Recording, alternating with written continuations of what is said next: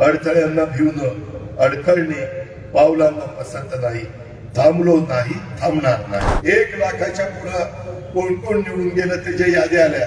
त्याच्या याद्यामध्ये बारामतीचा लोकप्रतिनिधी अजित पवारचं पण नाव त्या ठिकाणी होतं. त्याच्यावर आमची पण छाती त्या ठिकाणी फुगते.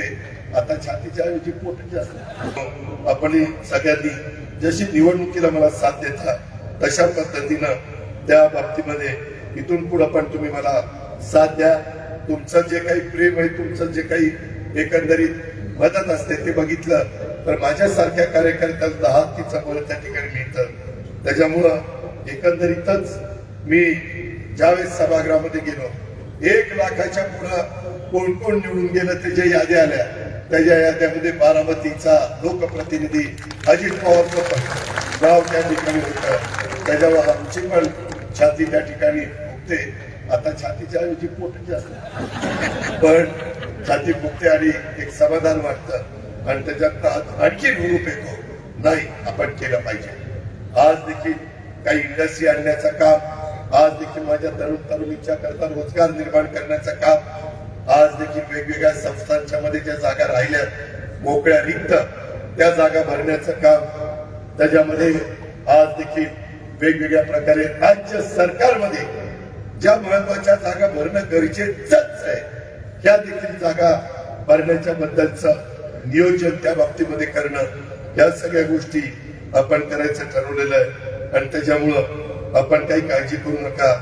आजचा हा तुम्हा बारामतीकरांचा आज आपला लग्नाची तीत असताना देखील आपण ज्या पद्धतीनं जमलाय आणि इथं येताना कुणालाही 500 रुपये देऊन आणलेलं नाही, सगळे स्वखुशीने त्या ठिकाणी आलेले आहेत. त्याच्यामुळं मला कवी सुरेश भटांची एक कविता आठवते. त्या माझ्या मनातल्या भावना त्यातल्या फक्त 4 ओळी आज तुमच्या समोर त्या ठिकाणी सादर करतो.